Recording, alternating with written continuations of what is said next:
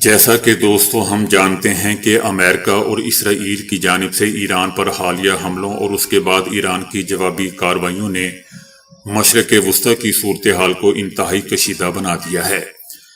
ان حملوں میں اہم شخصیات کے شہادت کی اطلاعات کے بعد خطے میں عدم و استحکام اور ممکنہ وسیع تنازعات کے خدشات بڑھ چکے ہیں۔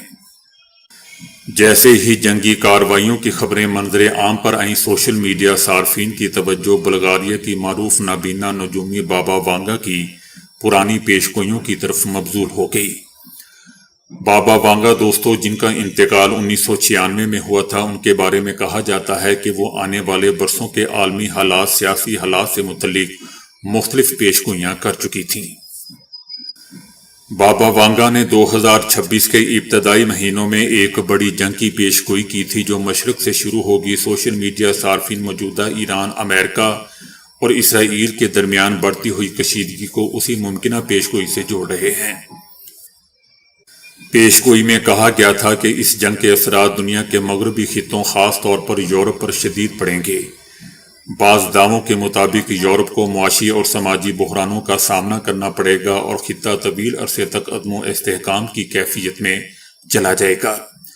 اسی تناظر میں دوستو، بابا وانگا سے منسوب ایک اور دعویٰ بھی گردش کر رہا ہے کہ عالمی تنازعات کے بعد روس ایک بڑی عالمی طاقت کے طور پر مضبوط ہو کر سامنے آئے گا اور بین الاقوامی طاقت کے توازن میں نمایاں تبدیلی آ جائے گی۔ تاہم ماہرین کا کہنا ہے کہ ایسی پیشگوئیوں کی کوئی سائنسی بنیاد موجود نہیں ہوتی اور عالمی حالات کا تجزیہ مستند سفارتی اور سیاسی حقائق کی روشنی میں ہی کیا جانا چاہیے۔ موجودہ صورتحال کے تناظر میں بھی پیشگوئیوں کی بجائے زمینی حقائق اور سرکاری بیانات کو زندہ اہمیت یا زیادہ اہمیت دی جانی چاہیے۔ زندہ یا زمینی اہمیت دوستو پھر یہی نظر آ رہی ہے کہ امریکہ اور اسرائیل ایران سے جوتے کھا رہا ہے۔ چلیں اس کو اس طرح دیکھ لیتے ہیں۔ برطانیہ کے سابق سینئر نیٹو کمانڈر کا کہنا ہے کہ دنیا میں تیسری عالمی جنگ چھڑ چکی ہے۔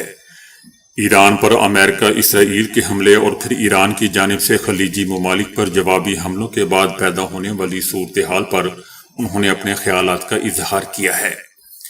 ان کا کہنا تھا کہ وہ سابق فوجی کی حیثیت سے وہ یہ بات بنا سوچے سمجھے نہیں کہہ رہے۔ حقیقت میں انہیں یہ خدشہ ہے کہ اس وقت دنیا جنگ عظیم سوم دیکھ رہی ہے۔ ان کا کہنا تھا کہ جنگ شروع تو ایک مقام پر ہوتی ہے مگر اکثر یہ کسی دوسرے مقام پر ہی ختم ہوتی ہے۔ دوستو، چائنا کے پروفیسر جیان، جو کہ بہت فیمس پروفیسر ہیں، انہوں نے دعویٰ کیا ہے کہ ایران نے 20 سال اس جنگ کی تیاری کی ہے۔ چائنیز پروفیسر جیان کا کہنا ہے کہ امریکہ 21ویں صدی کی جنگ لڑنے کے لیے تیار نہیں ہے۔ جس طرح یہ جنگ آگے بڑھ رہی ہے، ان کا کہنا ہے کہ ایران کو امریکہ پر کئی برتریاں حاصل ہیں۔ حقیقت یہ ہے کہ اس وقت یہ امریکہ اور ایران کے درمیان ایک طویل تھکا دینے والی جنگ بن چکی ہے۔ پروفیسر کا کہنا تھا کہ ایران اس تصادم کے لیے 20 سال سے تیاری کر رہا ہے۔ اپنے مذہبی فکر اور نظریہ آخر کے تناظر میں ان کے نزدیک یہ عظیم شیطان کے خلاف جنگ ہے، ایک بہت بڑے شیطان کے خلاف جنگ ہے۔ پروفیسر صاحب کا کہنا ہے کہ ایران نے اس سے پہلے بھی کئی مشقیں کی ہیں۔ گزشتہ جون میں 12 روزہ جنگ ہوئی تھی جس میں ایرانیوں نے اسرائیل اور امریکہ دونوں کی حملہ آور صلاحیتوں کا جائزہ لیا تھا اور انہیں پرکھا تھا۔ اس کے بعد انہیں 8 مہینے مکمل تیاری کا وقت بھی مل گیا۔ ایران نے اپنے اتحادی گروپوں حوثی، حزب اللہ، حماس اور شیعہ ملیشیاؤں کے ذریعے امریکی ذہنیت کو بخوبی سمجھ لیا ہے اور اب ان کے پاس امریکی طاقت کو کمزور کرنے اور بالآخر امریکی سلطنت کو ختم کرنے کی حکمت عملی موجود ہے۔ ایران دراصل دوستو صرف امریکہ سے نہیں بلکہ پوری عالمی معیشت کے خلاف جنگ لڑ رہا ہے۔ وہ خلیجی تعاون کونسل یعنی GCC کے ممالک کو نشانہ بنا رہا ہے۔ وہ امریکی اڈوں کے ساتھ ساتھ ان کے توانائی کے بنیادی ڈھانچوں پر حملہ کر رہا ہے۔ آگے چل کر وہ پانی صاف کرنے والے پلانٹس کو بھی نشانہ بنا سکتا ہے، جو ان تمام ممالک کی شہرک مانا جاتا ہے کیونکہ ان کے پاس قدرتی تازہ پانی نہیں ہے۔ حقیقت دوستو یہ ہے کہ خلیجی ممالک کی 60 سے 70% پانی کی فراہمی انہی پلانٹ سے ہوتی ہے۔ اگر $50,000 کا صرف ایک ڈرون ہی ریاض جیسے شہر کے کسی بڑے پلانٹ کو تباہ کر دے جہاں 1 کروڑ آبادی ہے تو وہ 2 ہفتوں میں پانی سے محروم ہو جائیں گے۔ اسی طرح ایران نے عملاً آبرائے ہرموز بند کر دی ہے، جبکہ خلیجی ممالک اپنی 90% خوراک بھی اسی راستے سے حاصل کرتے ہیں۔ اس وقت ایران سعودی عربیہ، متحدہ عرب امارات، بحرین اور قطر کے وجود کے لیے خطرہ بن چکا ہے۔ مانا جاتا ہے دوستو کہ یہ بہت ہی اہم اس لیے ہے کیونکہ خلیجی ریاستیں امریکی معیشت کی بنیاد ہیں۔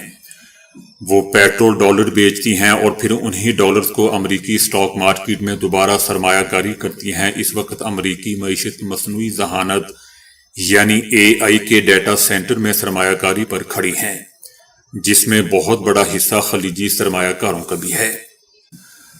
اگر خلیجی ممالک تیل فروخت نہ کر سکیں یا AI میں سرمایہ کاری نہ کر سکیں تو یہ AI بلبلہ پھٹ جائے گا، اور اس کے ساتھ ساتھ امریکی معیشت بھی، جو ان کے مطابق ایک سکیم پر کھڑی ہے۔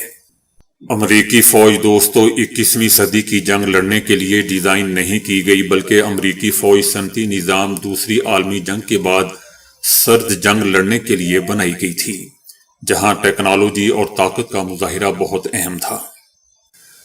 امریکی دفاعی نظام انتہائی مہنگی اور پیچیدہ ٹیکنالوجی پر مبنی ہے، اسی لیے اس جنگ میں دوستو عدم تعاون نظر آ رہا ہے۔ $1 ملین کے میزائل $50,000 کے ڈرون کو گرانے کی کوشش کر رہے ہیں، جو طویل مدت میں پائیدار اسٹریٹجی نہیں ہے۔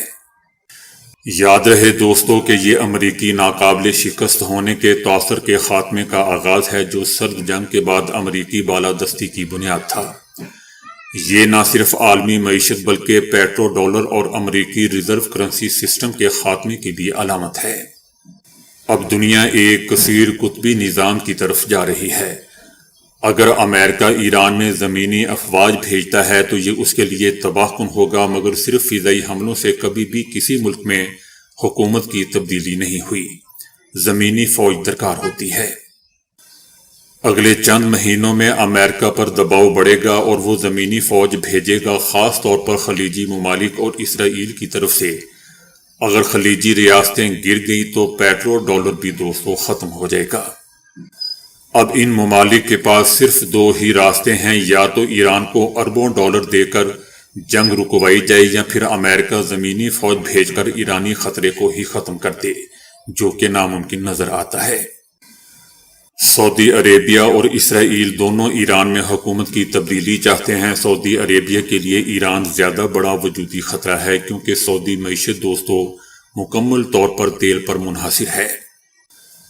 ایران حوثیوں کی مدد کر رہا ہے، جو سعودی عربیہ کے لیے ایک مسئلہ رہا ہے۔ سعودی معیشت اس وقت دباؤ میں ہے۔ وہ سیاحت، ای سپورٹس اور نیوم جیسے منصوبوں کے ذریعے معیشت بدلنے کی کوشش کر رہے ہیں، مگر اس میں کامیاب نہیں ہو پا رہے۔ اسی لیے سعودی عربیہ پورے مشرق وسطیٰ کے تیل پر کنٹرول چاہتا ہے۔ ہو سکتا ہے دوستو کہ یہ رپورٹ بھی درست ہو کہ سعودی عربیہ نے ہی ایران پر حملے کے لیے امریکہ پر دباؤ ڈالا تھا، کیونکہ وہ اسرائیل اور امریکہ کو اپنے فضائی حدود استعمال کرنے دے رہا ہے۔ بتایا جا رہا ہے کہ اگرچہ امریکہ کو اس جنگ سے فائدہ نہیں ہوگا، مگر ٹرمپ کو ذاتی طور پر ضرور فائدہ ہوگا۔ سعودی عربیہ نے صدر ٹرمپ کے رشتہ داروں کے فنڈ میں $2 ارب لگائے۔ اسرائیلی شخصیات نے صدر ٹرمپ کی مالی مدد کی۔ اگر جنگ بڑھی تو ایمرجنسی اختیارات ملے تو وہ سیاسی فائدہ اٹھا سکتے ہیں، اس کے علاوہ کچھ نہیں۔ جرمن چانسلر کا کہنا ہے کہ یقین نہیں کہ امریکی اور اسرائیلی حملے ایران میں اندرونی تبدیلی لائیں گے۔ امریکی صدر ٹرمپ سے ملاقات کے بعد انہوں نے کہا کہ ایران سے ایسا معاہدہ چاہتے ہیں جو اس کا جوہری پروگرام ہمیشہ کے لیے ختم کر دے۔